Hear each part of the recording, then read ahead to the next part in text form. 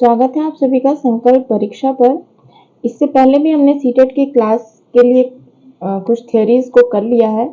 तो अगर आप सीटेट की तैयारी कर रहे हैं और मेरी तरह उसमें अच्छे नंबर गेन करना चाहते हैं तो आप मेरे चैनल को सब्सक्राइब कर लीजिएगा, ताकि आप मेरे सभी वीडियो से जुड़े रहें और आपको जितने भी सीडीपी से रिलेटेड क्वेश्चंस हैं और थ्योरी हैं वो सब मैं आपको इस चैनल पे कराने वाली हूँ। तो आज की जो हमारी क्लास है वो होने वाली है सबसे इम्पोर्टेंट, जो कि है लेव वाइगोस्की की कॉग्निटिव डेवलपमेंट थियोरी पे। इससे आपके सीटेट में 2 क्वेश्चन जरूर आएंगे। तो अगर आपको वीडियो पसंद आती है तो वीडियो को लाइक करिएगा और आगे भी इस सीरीज से जुड़े रहने के लिए चैनल को सब्सक्राइब जरूर करिएगा। तो लेव वाइगोस्की जो थे, इन्होंने एक थियोरी दिया कॉग्निटिव डेवलपमेंट पे। इनका मानना था कि जो भी बच्चे सीखते हैं वो सबसे इम्पोर्टेंट जो उन्होंने माना था वो SCL टूल को माना था। यानी कि जो सबसे इम्पोर्टेंट था वो उनके लिए था सोशल इंटरेक्शन, कल्चर और लैंग्वेज। तो इनके सबसे इम्पोर्टेंट 3 टूल थे SCL। जैसे यहाँ पे आप देख सकते हैं, ये है वाइगोस्की और socio culture theory of development जिसको वाइगोस्की ने दिया था। A person's cognitive development is largely influenced by their surrounding culture. यानी कि जो भी पर्सन के कॉग्निटिव डेवलपमेंट पे इन्फ्लुएंस करता है, जिससे वो उसका जो आसपास का कल्चर है उससे इन्फ्लुएंस होता है क्या कॉग्निटिव डेवलपमेंट किसी भी पर्सन का। तो हम आगे थ्योरी को डिटेल में समझते हैं कि लेव वाइगोस्की का जो सामाजिक सांस्कृतिक सिद्धांत है, यानी लेव वाइगोस्की सोशियो कल्चरल थ्योरी, वो क्या है। तो यह एक रूसी मनोवैज्ञानिक है, सबसे पहले आप ये जान लें। साथ में यह एक सामाजिक रचनावादी है, यानी कि यह सोशल कंस्ट्रक्टिविस्ट है। सामाजिक सांस्कृतिक पहलुओं पर ध्यान केंद्रित करते हैं, ये इनका मानना है। सामाजिक सृजनवाद का जनक इन्हें माना जाता है। तो सामाजिक सृजनवाद का जनक किसे माना जाता है? लेव वाइगोस्की को। बच्चे द्वारा ज्ञान का सृजन किया जाता है, ऐसा वाइगोस्की का मानना है। वाइगोस्की के अनुसार किसी भी बच्चे का विकास सामाजिक परिस्थिति में ही संभव है। अगर वो सामाजिक परिस्थिति में है, वो सोशल है, तो ही उसका विकास पूरी तरीके से हो सकता है। बच्चों का संज्ञानात्मक विकास सामूहिक प्रक्रिया द्वारा संभव हो पाता है। यानी कि जो भी बच्चे का संज्ञानात्मक विकास है वो सामूहिक प्रक्रिया, यानी कि जो भी सोशल एक्टिविटी होंगी उसी से संभव है। यानी कि ग्रुप लर्निंग, जैसे कि बच्चे सामाजिक अंतःक्रिया द्वारा ही सीखते हैं। यानी कि बच्चे जो है वो सोशल इंटरेक्शन से सीखते हैं, ऐसा वाइगोस्की का मानना है। तो ये आप याद रखिएगा। वाइगोस्की के अनुसार विकास एक सतत प्रक्रिया है जो जीवन पर्यंत चलती है। ये तो सभी मनोवैज्ञानिक मानते हैं और आपको ये हमेशा क्वेश्चन में ध्यान भी देना है कि विकास क्या है, एक सतत प्रक्रिया है जो कब तक चलती है, ये जीवन पर्यंत चलती है, गर्भावस्था से। विकास एक सामाजिक प्रक्रिया है जो सामाजिक अंतःक्रिया पर निर्भर करता है तथा एक सामाजिक अधिगम के फलस्वरूप जो है संज्ञानात्मक विकास संभव होता है। ये मैंने आपको बताया कि सामाजिक अधिगम के फलस्वरूप संज्ञानात्मक विकास संभव होता है। कैसे? सामाजिक अंतःक्रिया से। वाइगोस्की का मानना है कि भाषा का विकास सामाजिक अंतःक्रिया से होता है। किसका मानना है? वाइगोस्की का मानना है कि भाषा विकास का जो सामाजिक अंतःक्रिया से होता है, क्या? भाषा विकास। क्योंकि वाइगोस्की का मानना था कि जब बच्चे सोशल इंटरेक्शन करेंगे, ग्रुप लर्निंग करेंगे या फिर लोगों से मिलते जुलते बातचीत करते रहेंगे, जितने भी वो सोशल होंगे उतना ही उनका लैंग्वेज का भी विकास होगा। भाषा व्यक्ति की इन्होंने भाषा को सबसे बड़ा यंत्र माना है। इसके द्वारा हम एक दूसरे के साथ बातचीत कर पाते हैं व ज्ञान का सृजन करते हैं। यानी कि language is a tool. Language को वाइगोस्की ने टूल के रूप में माना है, यानी कि लैंग्वेज को इन्होंने बहुत इंपॉर्टेंस दी है। वाइगोस्की के 3 जो महत्वपूर्ण पहलू हैं वो क्या है कि वाइगोस्की एक रचनात्मक विचारधारा वाले व्यक्ति थे, जिन्होंने सामाजिक और सांस्कृतिक सिद्धांतों के आधार पर छात्रों के सृजनात्मक विकास यानी कि कॉग्निटिव डेवलपमेंट थ्योरी की व्याख्या की थी। और साथ में ही यहाँ पे जो प्याजे थे, इन्होंने संज्ञानात्मक विकास में उम्र को आधार बनाकर चलते थे। यानी इनका मानना था कि उम्र के आधार पर डेवलपमेंट होता है। लेकिन वाइगोस्की का क्या मानना था? वाइगोस्की का मानना था कि संज्ञानात्मक विकास के लिए जो है सामाजिक और सांस्कृतिक सिद्धांत को आधार बनाते थे। यानी ये सामाजिक और सांस्कृतिक सिद्धांतों को आधार मानते थे। कौन? वाइगोस्की। और जीन पियाजे किसको आधार मानते थे? उम्र को आधार मानते थे। तो ये दोनों ही मनोवैज्ञानिक का ये जो मेन अंतर है, ये आपको ध्यान देना है कि क्वेश्चन में आ सकता है कि दोनों किसको आधार मानते थे, किसके बारे में बात करते थे। तो इनका मानना था कि जो जीन पियाजे का कि संज्ञानात्मक विकास जो है वो उम्र के आधार पर होता है, जबकि वैगोस्की का मानना था कि सामाजिक और सांस्कृतिक सिद्धांतों के आधार पर होता है। तो ये सबसे इंपॉर्टेंट टॉपिक है, आपको इस पे याद रखना है क्योंकि सीटेट में इससे क्वेश्चन ज्यादा बनते हैं। वैगोस्की को इस सिद्धांत के अनुसार बालक समाज और संस्कृति में रहकर अनुकरण के द्वारा सीखता है। इनके अनुसार बालक समाज के साथ अंतःक्रिया करके अपना विकास करता है। वैगोस्की अपने सिद्धांत का प्रतिपादन समाज के केंद्र में रखकर करते हैं। ठीक है, तो ये सेम वही बात है जो विस्तार से लिखी हुई है। मेरे हिसाब से आपको ये मैं समझा चुकी हूँ कि वैगोस्की बालक के संज्ञानात्मक विकास में सामाजिक अंतःक्रिया, भाषा और संस्कृति यानी कि सोशल इंटरेक्शन, लैंग्वेज और कल्चर, SLC आप या SCL जो भी आप पढ़े, को महत्वपूर्ण स्थान देते हैं। उनके संज्ञानात्मक विकास के लिए ये तीन तत्व क्या है, आधार है। अर्थात वह अपने सिद्धांत की संपूर्ण व्याख्या इन तीनों को आधार बनाकर करते हैं। किसको, SCL यानी कि सामाजिक अंतःक्रिया, संस्कृति और भाषा। इनके लिए यही तीन सबसे बड़े पार्ट थे। तो वैगोस्की की जो सोशल कल्चरल थ्योरी है वो तीन चीजों पे, यहाँ पे थॉट से मतलब है सोशल इंटरेक्शन,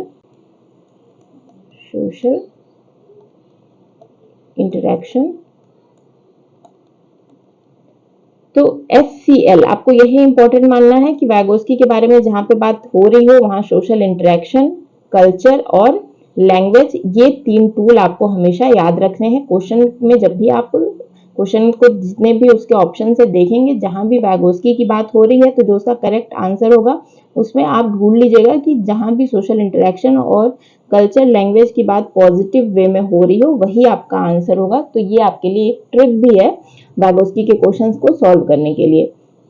तो यहाँ से आप इसको समझ सकते हैं। आगे बढ़ते हैं हम। तो वैगोस्की ने लैंग्वेज के बारे में और भी बातें की हैं, जैसे कि सामाजिक अंतःक्रिया, सोशल इंटरेक्शन क्या है। तो वैगोस्की के अनुसार बालक समाज से दिशा निर्देश प्राप्त कर अपना संज्ञानात्मक विकास करते हैं और विकास की इस प्रक्रिया को वह अनुकरण को आधार बनाकर करते हैं। यानी कि सोशल इंटरेक्शन से उनका मतलब है अनुकरण करने से। ठीक है, भाषा क्या है। तो वैगोस्की संज्ञानात्मक विकास के लिए भाषा को एक उपकरण यानी कि टूल मानते हैं, जिसकी सहायता से बालक क्या है, समाज और संस्कृति के साथ रहकर अंतःक्रिया का कार्य करता है। वैगोस्की के अनुसार भाषा के अभाव में व्यक्ति अपना संज्ञानात्मक विकास नहीं कर सकता। यानी कि भाषा सोशल इंटरेक्शन के लिए लैंग्वेज बहुत जरूरी है और इसी के आधार पर जो भी बच्चा है वो आगे अपना संज्ञानात्मक विकास कर पाता है। वैगोस्की के अनुसार क्या है कि एक बच्चे की भाषा के विकास में दूसरों के साथ संप्रेषण एक महत्वपूर्ण तत्व है, यानी कि सबसे ज्यादा इंपॉर्टेंट है। आगे बढ़ते हैं कल्चर के बारे में। तो वैगोस्की सिद्धांत में संस्कृति को अपना अहम योगदान है। संस्कृति बालक में नैतिक मूल्यों का विकास करती है, मनुष्य को सभ्य व्यवहार करने के लिए प्रेरित करती है और बालक यह सभी अनुकरण द्वारा ही सीखता है, क्योंकि जिस तरह के कल्चर में जो भी मनुष्य वो रह रहा है उसी हिसाब से वो चीजों को सीखेगा। इसलिए वैगोस्की का मानना है कि जो कल्चर है उसका प्रभाव मनुष्य पर उसके नैतिक मूल्यों के लिए पड़ता है।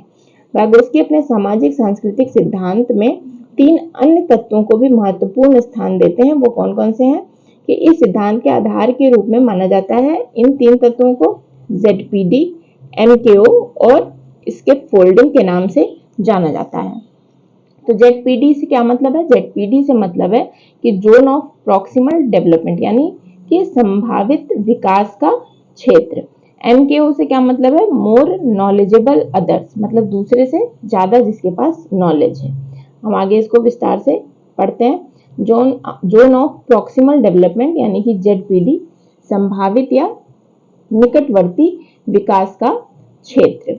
तो वैगोस्की के संभावित विकास के क्षेत्र यानी कि ZPD के अनुसार व्यक्ति को उस स्तर में सीखने के लिए अन्य व्यक्ति की सहायता की आवश्यकता होती है, अर्थात उसमें अन्य ज्ञानवान व्यक्ति के अभाव में इसका विकास संभव नहीं हो पाता है। विकास के इस क्षेत्र में व्यक्ति जो उचित दिशा निर्देश की आवश्यकता होती है, इसी की सहायता से व्यक्ति अपने आगे लक्ष्य को प्राप्त करने में सक्षम हो पाता है।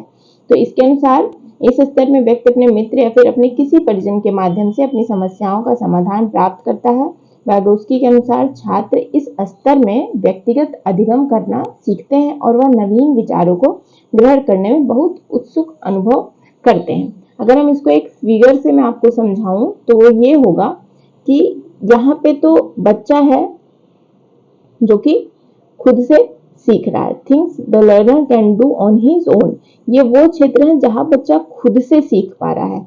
और ये जो उसके बाहर का ये वाला एरिया है वो जोन ऑफ प्रॉक्सिमल डेवलपमेंट है, यानी कि जो किसी की वो हेल्प से सीखेगा। यानी कि उसको ए अब पता हो गया है, अब आप कोई टीचर या उसके कोई भी फ्रेंड या जो भी जिसको इसके बारे में नॉलेज है वो उसको एप्पल बताएगा तो उसे एप्पल समझ में आ जाएगा। ठीक है, अब लेकिन एप्पल से आप अगर न्यूटन को रिलेट करें तो न्यूटन के बारे में वो भी बच्चा उस उम्र में नहीं समझ पाएगा। तो things the learner can not do, तो ये वो एरिया है जो बच्चा सीख ही नहीं सकता है, जो अभी उसकी क्षमता में नहीं है। तो ये कौन सा एरिया है जो बच्चा खुद से सीख पाता है, और जोन ऑफ प्रॉक्सिमल डेवलपमेंट उससे बाहर का एरिया है जो बच्चा किसी की हेल्प से सीख लेगा। तो ये आपका ZPD है। ठीक है, जोन ऑफ प्रॉक्सिमल डेवलपमेंट, यहाँ बच्चा ये वो क्षेत्र है जो बच्चा खुद से सीख सकता है, और उसके ये तुरंत बाहर का क्षेत्र इतना जो बच्चा किसी के मदद से सीख सकता है।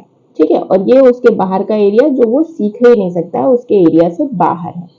तो ये यहाँ से आप फिगर से मैंने आपको समझा दिया है, जो मेन बात वहां पूरी लिखी गई थी। अब हम आगे बढ़ते हैं MKO के बारे में, यानी कि अधिक जानकार अन्य व्यक्ति, यानी कि मोर नॉलेजेबल अदर, MKO। तो वाइगोस्की के MKO से आशय है ऐसे व्यक्ति से जो व्यक्ति सीखने वाले व्यक्ति से अधिक ज्ञान, अनुभव एवं कौशल रखता हो। लेकिन आप इसमें एक बात ध्यान रखिएगा, इसका मोर नॉलेजेबल टू अदर्स का मतलब ये नहीं है कि जो आप बच्चा है वो जरूरी नहीं है कि उससे बड़ा ही उसे कोई चीज सिखा सकता। हो सकता है कि इसी उम्र के किसी एक बच्चे के पास इससे ज्यादा किसी चीज के बारे में नॉलेज है तो वो भी इसको बता सकता है, यानी कि ये पर्सन जो है वो मोर नॉलेजेबल अदर है, यानी ये MKO है, इसके पास नॉलेज है, वो ये बता सकता है।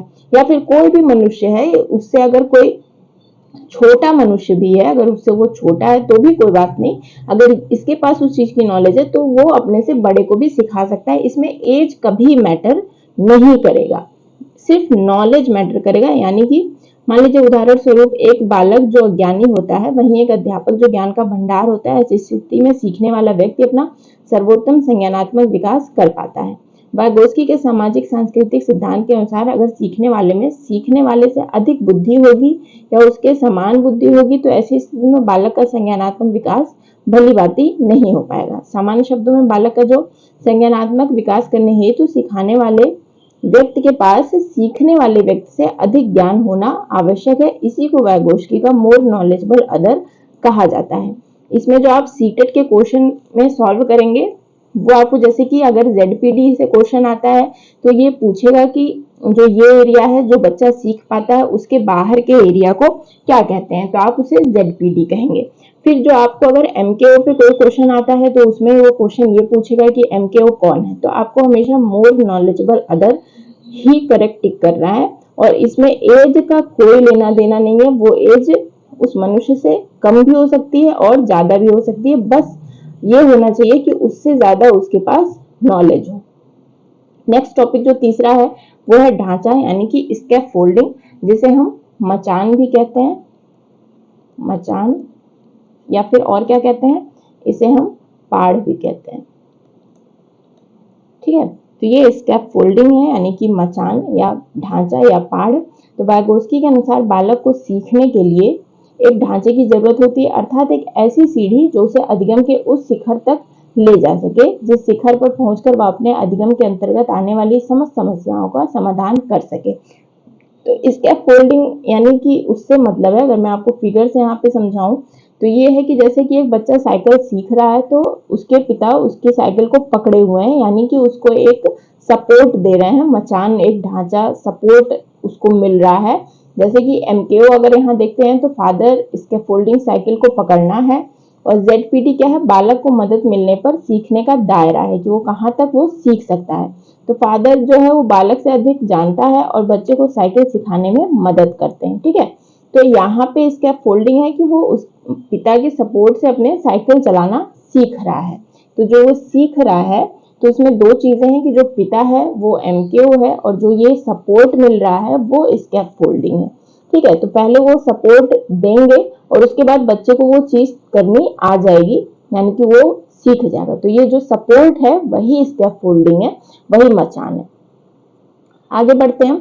तो वैगोस्की ने 3 भाषा के बारे में भी बात की है, हम उसके बारे में भी यहीं पे जान लेते हैं ताकि हम इसको अलग से हमें पढ़ने की जरूरत ना पड़े। तो भाषा के 3 रूप के बारे में वैगोस्की ने बात की है। एक तो social speech, private speech, silent inner speech, यानी कि सामाजिक वाक, निज वाक और मौन आंतरिक वाक। तो जो सोशल स्पीच है वो 2+ वर्ड्स यानी 2+ ये जो शुरू होती है वो मतलब सेकंड यानी 2 साल से शुरू होती है। ये होती है दुनिया में बात करना, सामाजिक वाक होती है। फिर प्राइवेट स्पीच, निज वाक, ये 3+ स्टार्ट होती है, यानी कि बच्चा खुद से बात कर रहा होता है, बोल बोल कर खुद से बात कर रहा होता है। कि जैसे वो कोई गेम खेल रहा होता है तो वो एक कार लेता है, उस पर किसी भी टॉय को अपने बिठा दिया कि इसको लेके तुम आगे जा रहा हूं, मैं अब इसको वहां पे छोड़ के आऊंगा। वो खुद से बात कर रहा है, उसे उस समय किसी की जरूरत नहीं है। तो जो प्राइवेट स्पीच होता है वो 3 साल के बाद शुरू होता है और सोशल स्पीच 2 वर्ष के बाद शुरू होता है। और साइलेंट इनर स्पीच कब शुरू होता है? 7 वर्ष के बाद शुरू होता है। मौन अंतः वाक जिसको हम कह सकते हैं, या मौन आंतरिक वाक जिसे हम कहते हैं, वो मन में बात करना होता है। जैसे कि हम कोई बात खुद से कर तो रहे हैं, मतलब अपने आप को कुछ रेगुलेट कर रहे हैं कि अपने मन में सोच रहे हैं कि आज ठीक है, आज हमने ये वाइगोस्की पढ़ लिया है, कोलबर्ग पढ़ेंगे, फिर इस तरीके से हम इस पे क्वेश्चंस करेंगे। ये बातें सब हम सोच रहे हैं, लेकिन तो अपने मन में सोच रहे हैं। ये हो जाएगा silent inner speech. Social speech क्या कि बच्चा बात कर रहा है दूसरों से। प्राइवेट स्पीच कि बच्चा खुद को रेगुलेट कर रहा है, खुद से बात कर रहा है, कि वो सेल्फ रेगुलेशन है। सेल्फ टॉक जिसको हम कह सकते हैं, खुद बोल बोल कर बात कर रहा है अकेले में। और साइलेंट इनर स्पीच है, यानी कि मन में जो भी चीजें सोच रहा है, यानी खुद से बात करना बिना बोले, वो साइलेंट इनर स्पीच है। सम अदर इंपॉर्टेंट टर्म्स मैंने यहाँ पे लिखे हैं। जोन ऑफ प्रॉक्सिमल डेवलपमेंट यानी कि ZPD, जिस दायरे में किसी की मदद से बच्चे को संभावित विकास होता है। ये सबसे इंपॉर्टेंट चीज जो है मैंने यहाँ लिख दी है। MKO कोई छोटा या बड़ा द्वारा ज्ञान ग्रहण करना। देखिए यहाँ पे उम्र की कोई बात नहीं हुई, ये कोई भी हो लेकिन उसके पास ज्ञान हो, जो सीख रहा है उससे ज्यादा। स्कैफोल्डिंग, और ये जरूरी नहीं है कि हर चीज में उसके पास ज्ञान हो। जो चीज आपको सीखनी है, जैसे अगर आपको अभी CDP सीखनी है और मुझे CDP आ रही है, तो मैं किस उम्र से हूँ, आपसे बड़ी हूँ या छोटी हूँ, ये मैटर नहीं करता। मुझे CDP पता है, मैं आपको CDP पढ़ा रही हूँ, तो यहाँ पे मैं आपके लिए MKO हूँ। ठीक है, अब यहाँ पे स्कैफोल्डिंग क्या है? तो ये टेम्पोररी हेल्प है, यानी कि पहले साइकिल चलाना पिता सिखा रहे हैं, बाद में वो साइकिल को छोड़ देंगे, हमेशा थोड़ी पकड़ के चलाएंगे। तो वो जो कुछ टाइम के लिए टेम्पोररी हेल्प जो है, क्षणिक मदद जिसे कहा गया है, उसे स्कैफोल्डिंग कहते हैं। यह तब तक जारी रहेगी जब तक हम खुद वो काम ना करने लगे। तो जब तक बच्चा साइकिल चलाना सीख नहीं लेगा, उसके पिता उसे साइकिल पकड़कर चलाना सिखाएंगे। धीरे धीरे जब पिता को ये लगने लगेगा कि ठीक है, बच्चा अब खुद से आगे जा सकता है, तो वो उसको साइकिल को छोड़ देंगे, आगे वो बच्चा खुद सीख लेगा। ठीक है, तो यहाँ पे वैगोस्की कंप्लीट होते हैं। इससे रिलेटेड क्वेश्चन जो है वो मैं आपको कल जरूर कराऊंगी। आगे जो हम पढ़ रहे हैं थियोरी, वो है कोलबर्ग ने नैतिकता के 3 लेवल दिए हैं और सभी लेवल में 2 भाग हैं। तो कोलबर्ग का कौन सा डेवलपमेंट है? कोलबर्ग मोरल डेवलपमेंट, नैतिक विकास, मोरल डेवलपमेंट के बारे में बात की है किसने? कोलबर्ग ने। तो इन्होंने किस तरीके से बात की, अगर मैं आपको समझाऊं तो एक स्लाइड हम यहाँ पे ऐड कर लेते हैं। ठीक है, तो इन्होंने बात की है मोरालिटी के बारे में। एक मोरालिटी है, सॉरी माफ करिएगा गलत लिख किया है,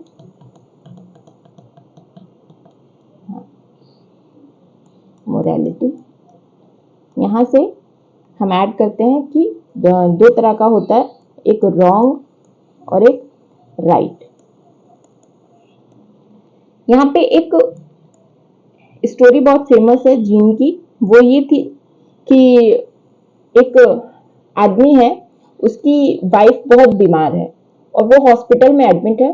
डॉक्टर कहते हैं कि भाई ये दवा आप लेके आ जाइए तो ही हम आपकी बीवी को बचा पाएंगे, नहीं तो ये नहीं बचेंगी। वो मेडिकल स्टोर पे जाता है, दवा का जो स्लिप है वो पर्ची देता है प्रिस्क्रिप्शन, लेकिन उसके पास उतने पैसे नहीं है, तो दुकानदार जो है वो मानता नहीं है, कहता है कि भाई आप पैसे लेके आइए तो ही हम आपको दवा देंगे। अब वो आदमी परेशान हो जाता है कि भाई अगर हम दवा लेके नहीं जाएंगे तो हमारी बीवी तो मर जाएगी। तो वो उस बीवी को अपने बचाने के लिए क्या करता है कि वहां से दवा चुपके से चुरा लाता है जो उसकी बीवी को चाहिए था। तो उस समय उस आदमी के हिसाब से तो वो सही कर रहा है, लेकिन मोरालिटी के हिसाब से चोरी करना गलत चीज है, तो वहां पे गलत है, जिसे हम मोरल डिलेमा कहते हैं, यानी कि दुविधा, दुविधा के बारे में। मोरल डिलेमा जो होता है, दुविधा होता है, इसके बारे में यहाँ पे कोलबर्ग ने समझाया है। तो इनके हिसाब से जो